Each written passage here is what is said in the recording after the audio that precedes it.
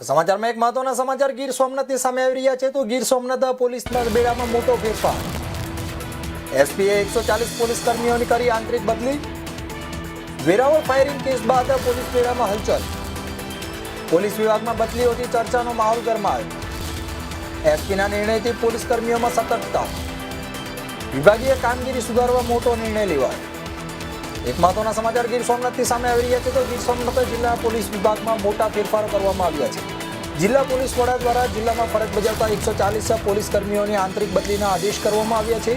ताजेतर में वेरावळ शहर में एसएमसी द्वारा जुगारगाम पर કરવામાં આવેલી एक रेड दरमियान फायरिंग की घटना सामे આવી હતી। आ घटना पगले पुलिस विभाग की कामगीरी ने लईने चर्चाओ शुरू थई।